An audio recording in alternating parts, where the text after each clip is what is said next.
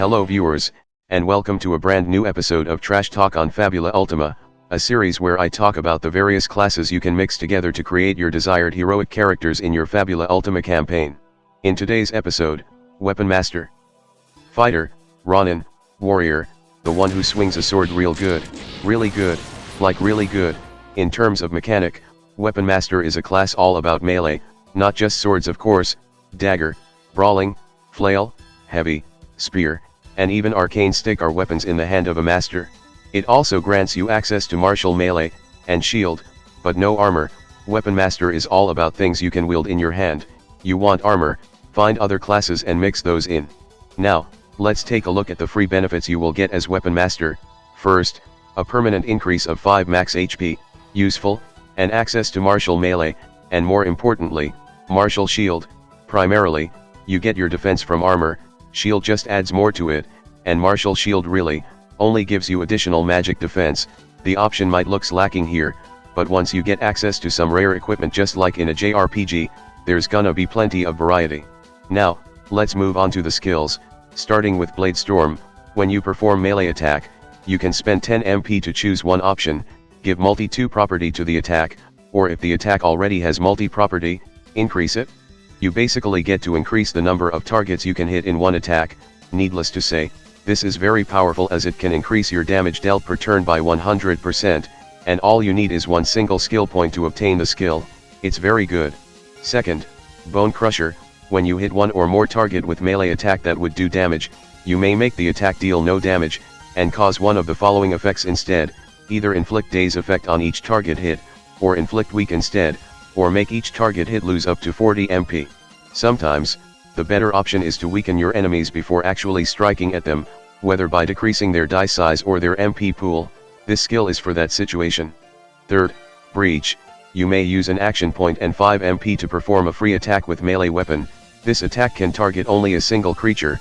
If the attack hits, it does no damage and you can choose one of the following: destroy one shield equipped by target, destroy their armor, or, before the start of your next turn, whenever the target suffers damage, they can suffer up to 6 extra damage. This skill is worded very weirdly for sure. You are still spending action despite its quote-unquote, a free attack, but it's worded this way so you can't hit more than one enemy with it. It's a damageless attack that strips defense off your target or make them get hurt more, useful for dealing with tough walnut. Fourth, Counter-attack.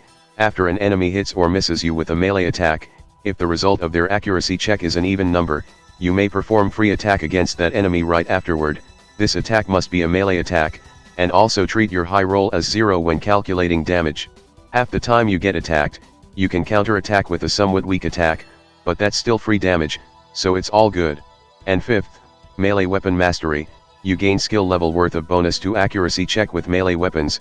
You get better at swinging sharp stick. There's nothing spectacular about this, but you will surely miss less than before now. Once you have put in 10 skill points into Weaponmaster, the class is now considered as mastered and you can pick a heroic skill for it. For Weaponmaster, there is 15 heroic skills that it can unlock. Not a surprise to be honest. It has 2 in the core rulebook, 8 in high fantasy, 1 in techno fantasy, 2 in natural fantasy, and 2 more in the 6th Fabula Ultima bonus supplement. You can definitely see which one is the bang for your buck for Weaponmaster players here.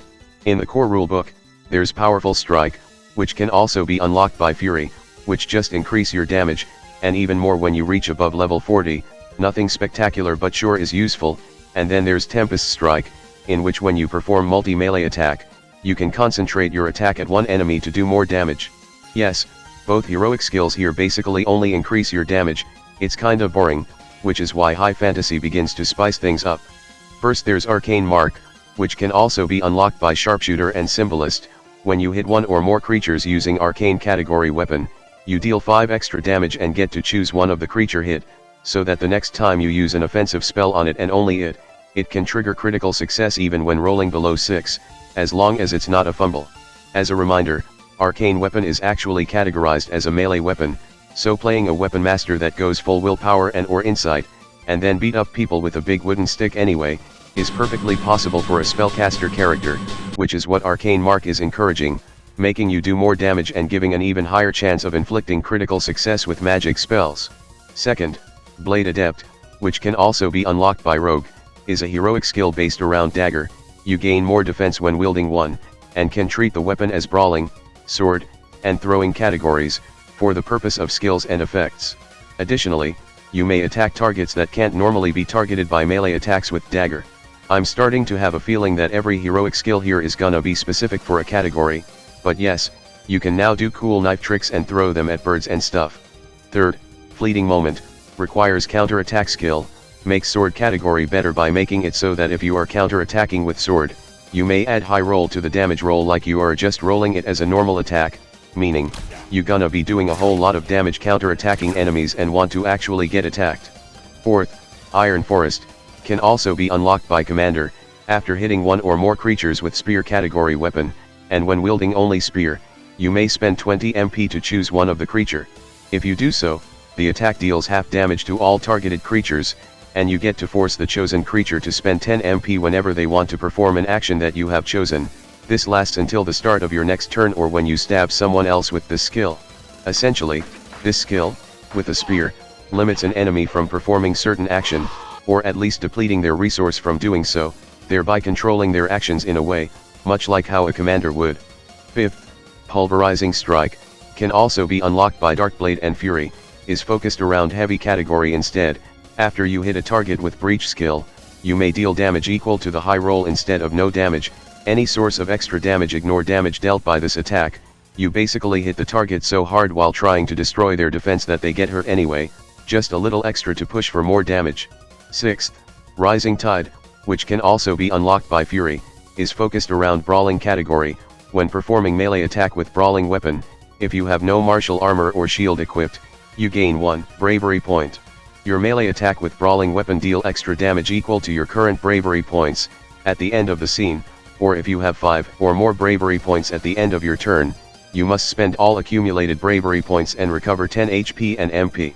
In short, if you wear no martial protection while punching people, you can punch explode them even harder, and also get to recover from your injury for it. 7th, Spider's Web, when you perform attack with flail category weapon, if you have no other weapon equipped, you may perform 2 separate attacks instead of 1. If you do, both attacks follow 2 weapon fighting rules, meaning no multi-property, and you treat high roll as 0 when determining damage. Even without MP to use with Blade Storm, you can perform multi-target attack with it, just with less damage. And for the last heroic skill in high fantasy, there's Triple Slash, which can also be unlocked by Dancer. When you have dagger or sword equipped in both of your hand, you can treat your armor slot as a second offhand slot which can be used to equip even more dagger or sword. When you attack, you may attack once with each weapon. This follow 2 weapon fighting rule except you have 3 stabby sticks. Yes, this is a heroic skill specifically for characters with too many knives and swords, as long as you consider that wearing no armor is worth it for having 3 swords. Moving on to Techno Fantasy, there's only Arcane Soldier, which can be unlocked by Elementalist and Sharpshooter too, and you must know at least 2 offensive spells. You may spend an action to perform a free attack. This targets only one enemy. On success, treat your high roll as 0 when determining damage, and you may cast a spell for free. The spell you cast must be an offensive spell with equal or lower than 20 MP cost, and may only target the enemy you have attacked. Treat high roll as 0 when determining damage or effect caused by the spell. With Arcane Soldier, you can slash or shoot someone and then cast a spell right afterward.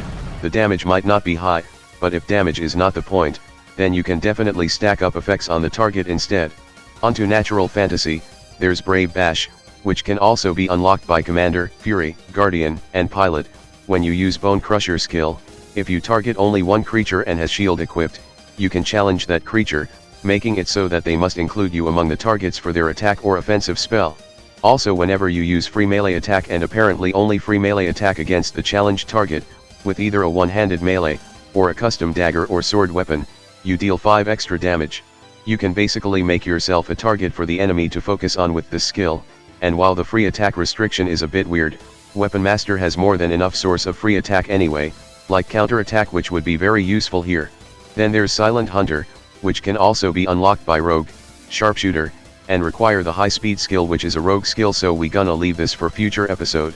And onto the 6th Fabula Ultima bonus supplement, there's Anatomist, which I think I talked about before, that can also be unlocked by Fury, Loremaster, and Sharpshooter. It requires a Loremaster skill, and for good reason, as the heroic skill lets you do more damage or effects against specific enemy types. useful when the GM keeps throwing certain enemy types at you. Then finally, there's Hunter's Trick, which can also be unlocked by Sharpshooter. Again, when you transform a transforming custom weapon on your turn, choose one option. If you have not attacked anyone this turn, deal 5 extra damage with the next attack this turn, or if you hit one or more creatures with an attack using this weapon this turn, recover 5 HP or MP. Basically, this makes any player with a cool transforming custom weapons feel better, as they can now be even more distinct from their comrades. It's a neat upgrade, I suppose. And that's basically it on Weaponmaster, the master that swings sword real good, like really good. I don't know what else you were expecting from that name. Anyway, that's all for now, and I will see you all next time. Hello there. If you like this video, please subscribe and click that notification bell button. If you want to see the videos early as well as further support my channel, you can join in my Patreon page, or buy me some coffee, links in the description. Anyway, have a nice day.